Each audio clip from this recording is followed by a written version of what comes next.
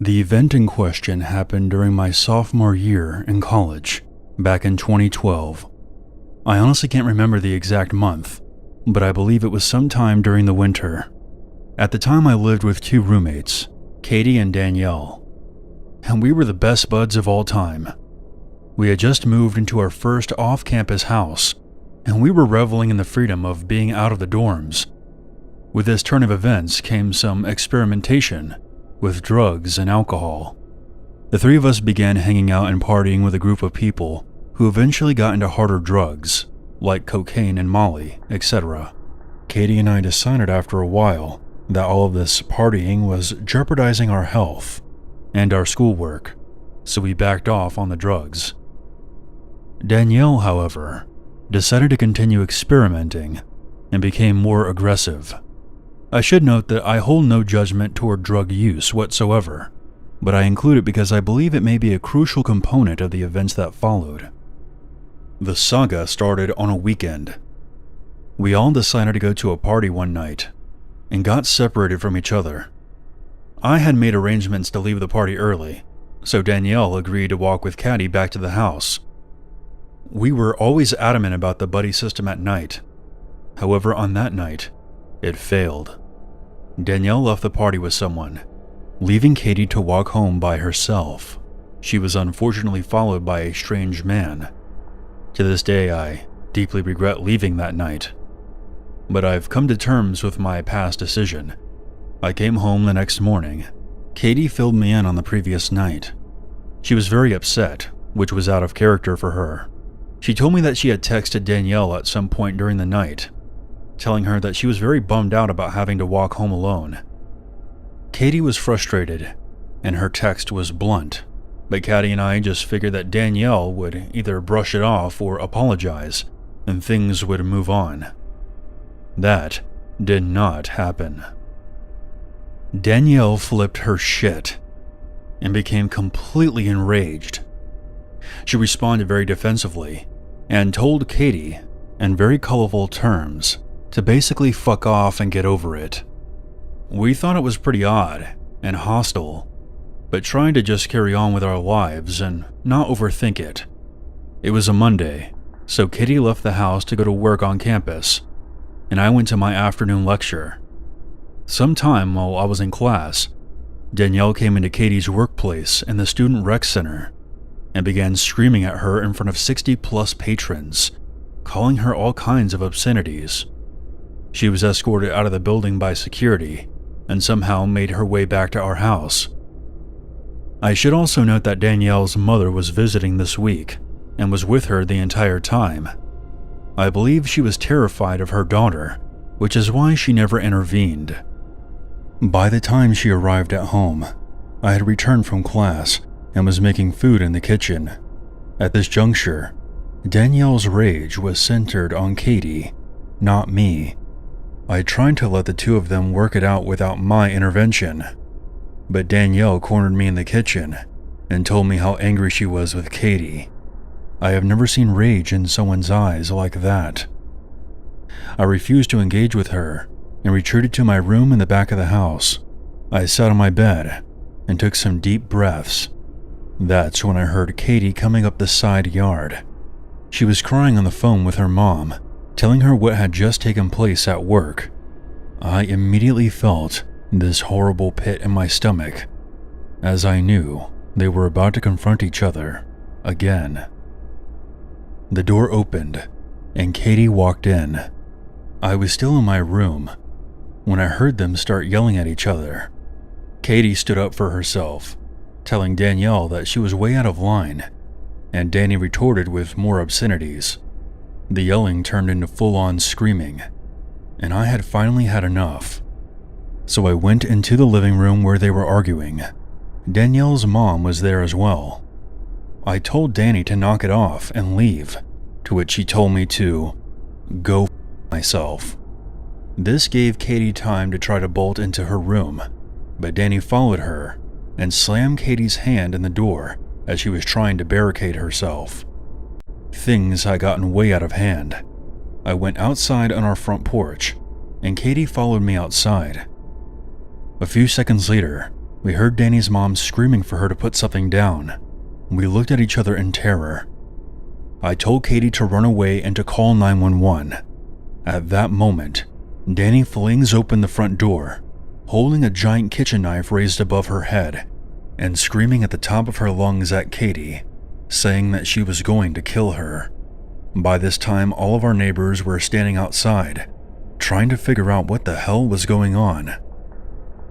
I'm not a very confrontational person, but like hell was I going to let someone kill my best friend.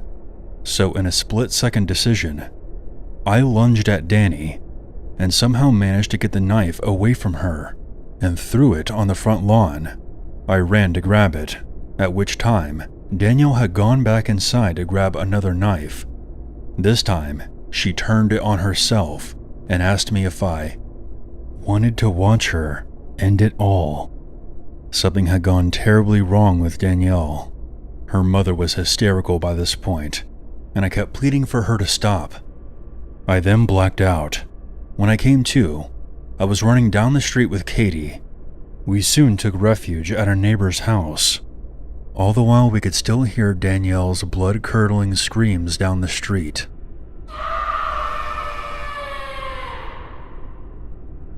We were totally shell-shocked, but grateful to our neighbors for helping us out until the police came.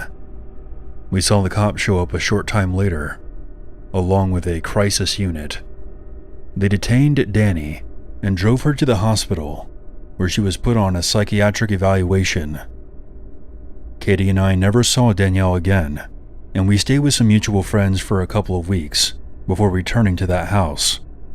We moved out at the end of that year, as the place harbored too many bad memories for us. I later learned that Danielle had experienced a psychotic break triggered by a variety of factors, including stress, drug use, and an underlying mental health condition. This was a huge eye-opener for me to further educate myself about mental health in young adults, as well as appreciate the incredible things your body can do while you're in fight or flight mode.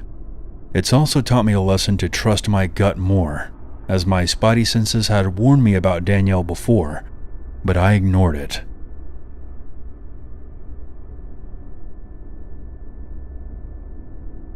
This is somewhat of a convoluted story, so please bear with me as I try to convey everything that I can recall about what led me to the conclusion that my former housemate could have potentially been a serial killer, or one in the making. It was the summer of 2015 when I moved in, and at first appearances my housemate Mike was somewhat normal, if not a bit socially awkward and dysfunctional. When I was signing the papers, he was adamant that I should never go into the basement, which I thought was odd. But I really needed a place to stay, and everyone has their little quirks, so I just chalked it up to that at the time. As I got to know Mike more, I learned about the depths of his dysfunction. Firstly, he used meth. Now, I don't automatically judge people based on vices, but I was surprised at the extent of his use. He is probably the first person I knew who used meth and balanced a full-time job and enjoyed a decent amount of success. The reason this is important to the story is that when he would be around the house, drinking and using, he would start to run off at the mouth, joking that if I smelled lye coming from the basement, to not think anything of it. It was probably the third time he said this that I asked him why he kept saying that. He responds with, "I use chemicals to clean up after the bodies," with a creepy grin on his face. I tried to chalk it up to a bad sense of humor, but it didn't sit right with me. He was also very particular that I let him know about my coming and going and my work schedule. I remember him being shocked and uncomfortable one day that I ended up taking off of work because he didn't realize that I was home. I remember that day because there was a lot of clanging and what sounded like muffled shouting coming from the basement. His car was in the driveway, but he was not in the main house or his bedroom.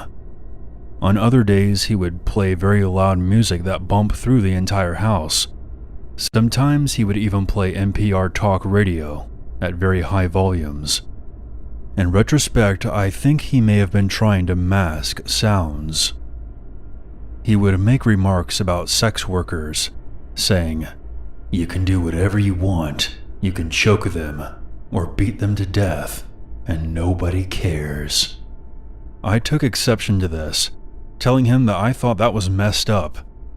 When he would get to tweaking, he would always come back around to alluding to the same kind of violence, talking about he was a normal guy who owned a house and had a good career, so the police would never suspect him. At this point, I think he has gone too far to simply be joking. I was in a weird position.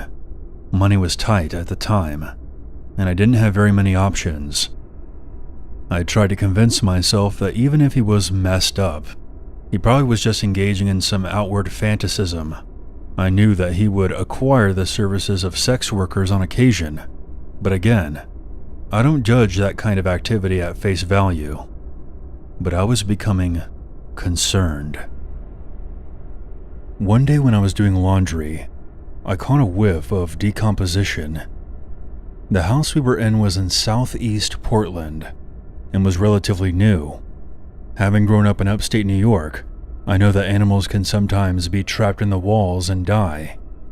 But this was in the garage. There were no animals scurrying about. This was both strange and telling to me.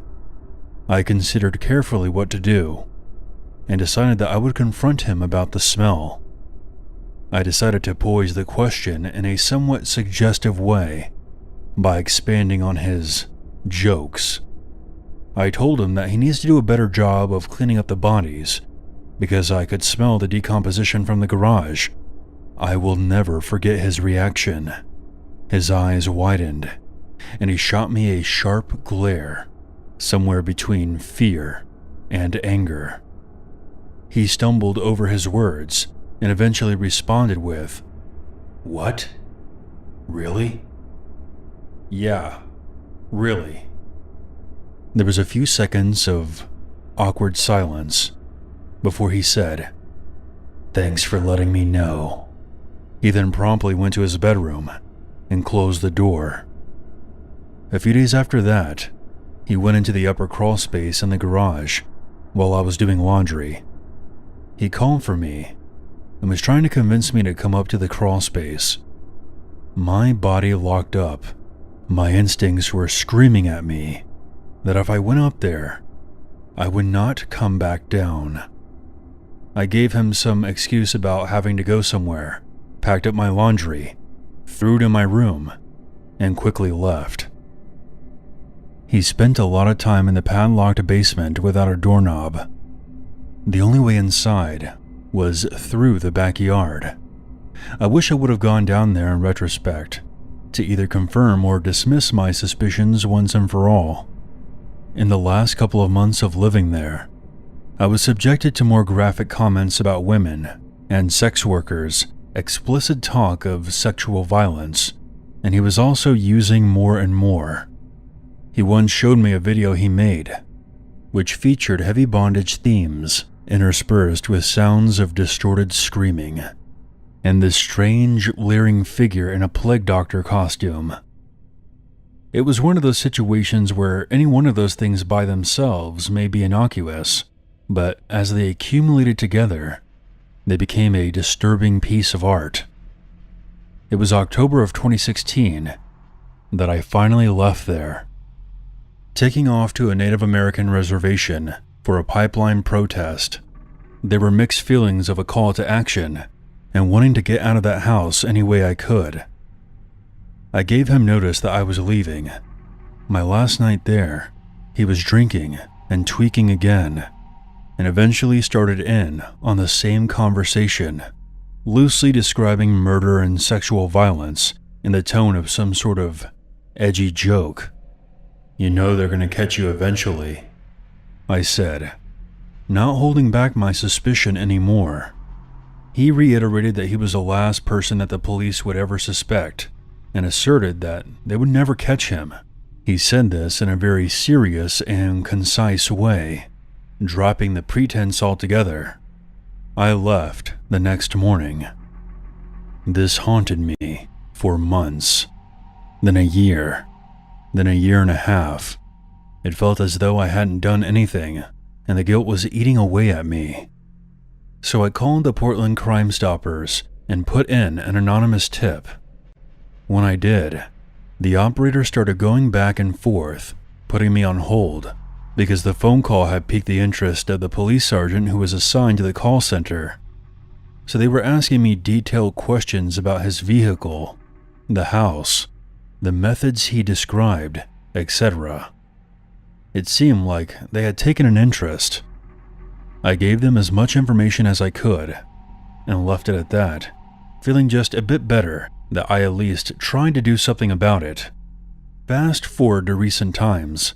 I told my mother all about this, and she became very interested, asking what house this was, and she ended up pulling it up on Google Maps and put it up on Street View. I noticed that there was a large enclosed trailer sitting in the driveway that wasn't there before. I could provide a few theories as to why it might be there, but cannot put together a practical reason for it. Admittedly, this is pure conjecture, but I can't help but wonder.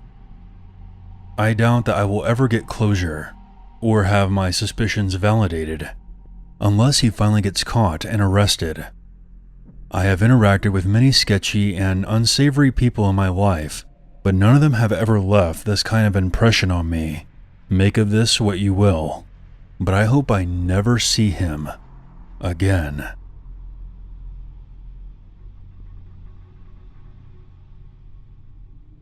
This happened over the course of a year, when I was between 15 and 16. I'm 20 years old now, and it's only been recently revealed to me just how messed up the situation really was. I was obviously still living at home at the time, but my sister, who is 7 years older than me, had moved out and was living with her now husband, his high school best friend, and some other guy who they met through one of those find a roommate sites. He was kind of the reclusive, nerdy type, who preferred hiding in his room watching Star Trek and playing computer games, rather than hanging out with the other roommates. And the only person he ever really seemed to want to be around was his similarly shy and nerdy girlfriend. For a bit of context to the story, when this happened he was 28 and she was 24. They were both a bit weird, but initially seemed entirely harmless. For the sake of the story, I'll refer to the normal roommate as Frank, the strange roommate as William, and his equally strange girlfriend as Amber.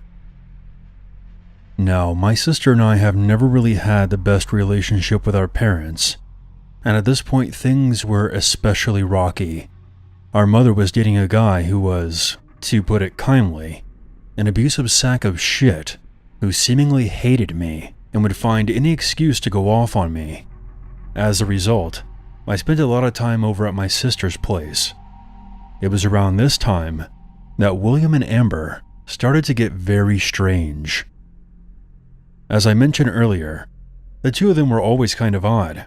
They only ever seemed to want to talk to each other, and would even go as far as to ignore anyone else who tried to speak to them. Amber was far worse than William in this regard. He would at least give you brief responses most of the time. Amber had a creepy habit of just blankly staring at you for a couple of seconds, then walking away if you asked her a question or tried to engage in conversation at all. That wasn't the strangest thing though. When I would stay over, I would sleep on a futon in Frank's office, which was on the ground floor. It happened to be next to the downstairs bathroom, which for some reason Amber preferred using to the one upstairs. She would take long showers in the middle of the night, which was whatever. I'm a pretty heavy sleeper, so I generally slept right through them. One night, however, I stayed up super late doing some revisions to my homework. I happened to be awake when she finished one of her late showers. I was too absorbed in my task to really pay attention to anything else, but I definitely noted hearing the shower shut off because it was an indicator of how late it really was. Approximately 10 minutes later, I look up from my laptop, and there she was. I always kept the door open just a crack, because that room tended to get unbearably hot if I didn't. Amber was just standing there, outside the room, completely naked, watching me through the open crack in the door. I said her name and asked if she was okay, which seemingly startled her, because she then walked away pretty quickly. I convinced myself that in my over-caffeinated, sleep-deprived state, I just imagined the whole thing, and I didn't mention it to anyone.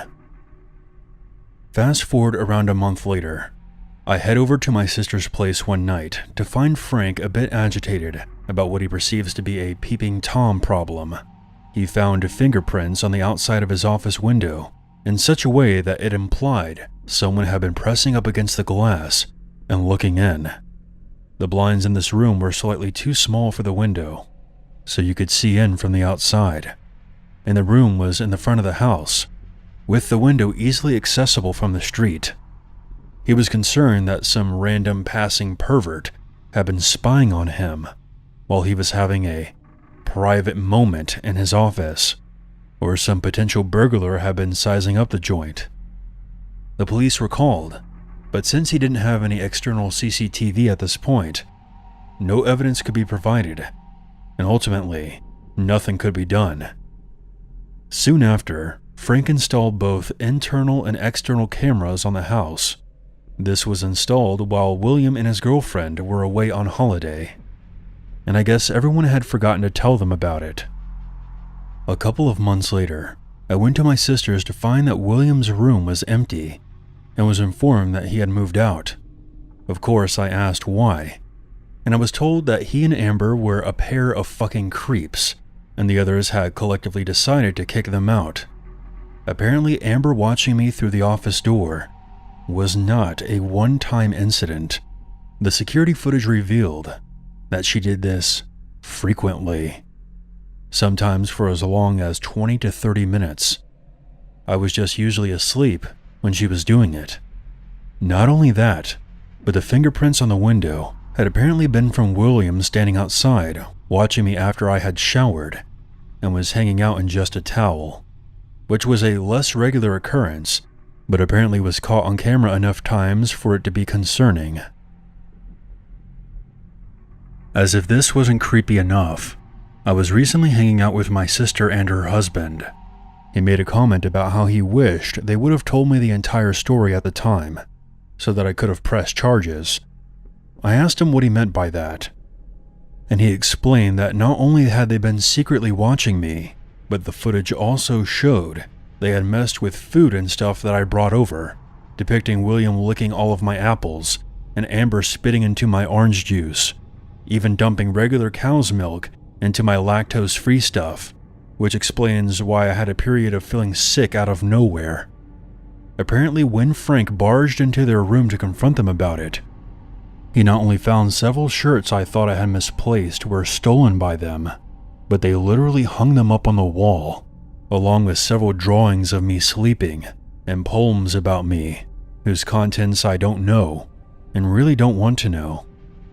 After seeing this, Frank gave them an ultimatum. You have 2 hours to get the f*** out of this house and never contact any of us again, or I'm calling the police. They took the former option, but I still feel sick thinking of what they were potentially planning for me.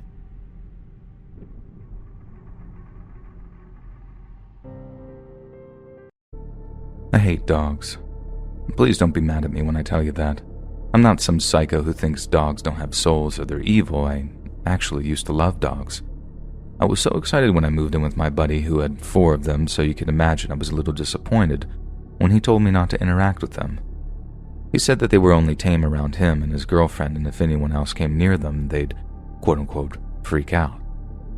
It was a little scary to think about 4 very large dogs who hated me living only a wall away, but my friend was usually pretty good about locking his door when he left or putting them out in the backyard if he was going to be gone longer than a day or so.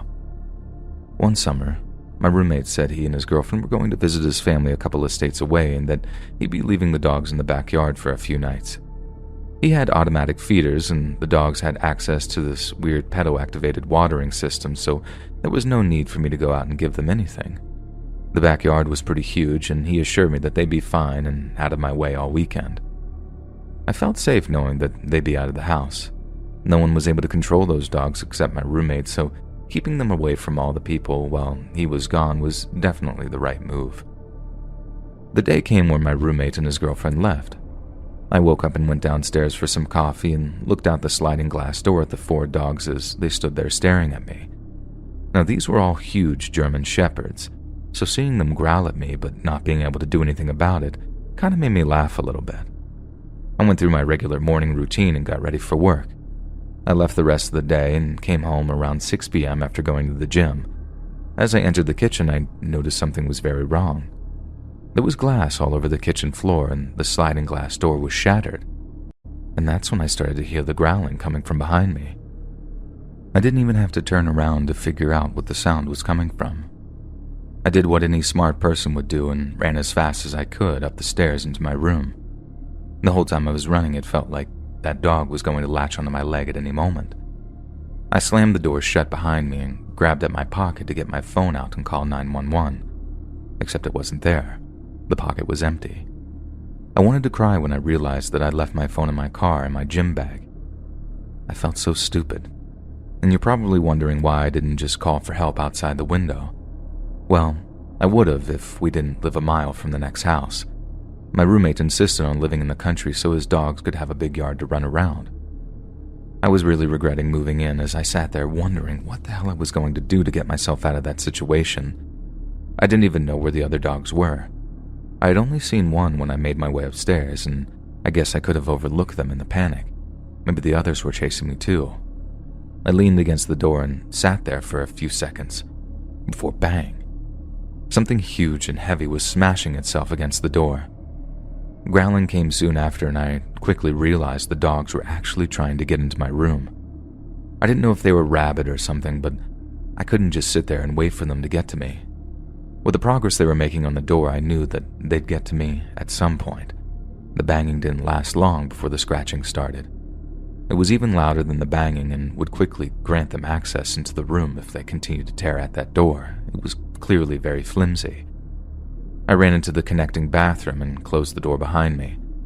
Listening to them scratch and gnaw their way through my door was mental torture. Getting ripped apart by dogs was not the way I wanted to leave this world. There isn't a single moment in my life where I wished I had access to a landline until that moment just then.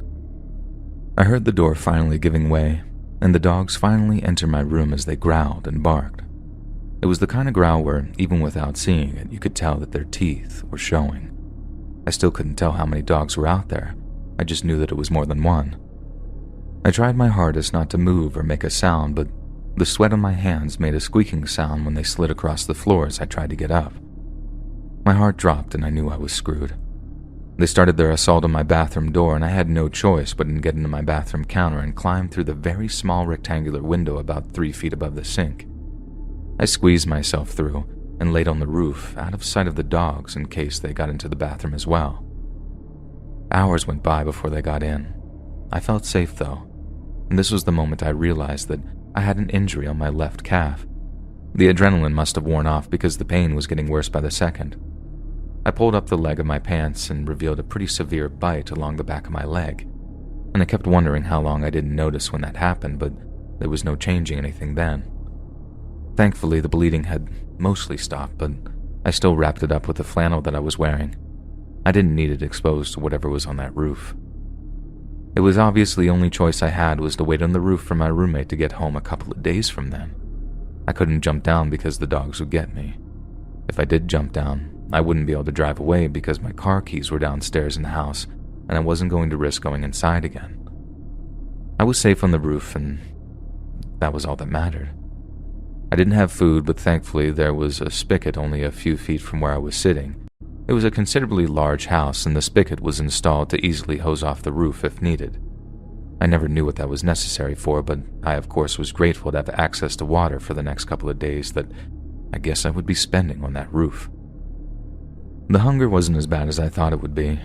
The worst part was hearing the dogs make their way through the house at night looking for me, and thank God they never found me though. My friend came back Monday morning and was shocked to find me on the roof. He gathered his dogs in his bedroom and helped me back into the house. When he found out what happened, he begged me not to tell the police or animal control. But I had no choice. One of his dogs had bitten me, and they were so vicious that if they ever got out, I had no doubt that they probably would kill somebody. I went to the hospital and was treated for the bite wound, and I was advised to get the rabies shot treatments and wasn't too happy about that, but it was smart, so I went along with it. The dogs were impounded, and after evaluation it was ruled that they would be humanely euthanized. My roommate blamed me for having his dogs killed, but I can't say I regret their outcome. I feel like lives may have been saved by them being euthanized. I try not to blame the dogs since I've known so many amazing shepherds in my life, but I do have this trauma. It turns out the sliding glass door had been broken in by a tree, pushed down by the strong winds earlier in the day after I'd left for work. Most large dogs scare me now, and I can say that I don't particularly like dogs in general anymore because of this incident. It's disappointing, but oh well. I got my 2 cats, and that's perfect for me for the time being. Hopefully one day I can find the love for dogs I once had. I think the real moral of the story is to not move in with a guy who is open about having aggressive dogs.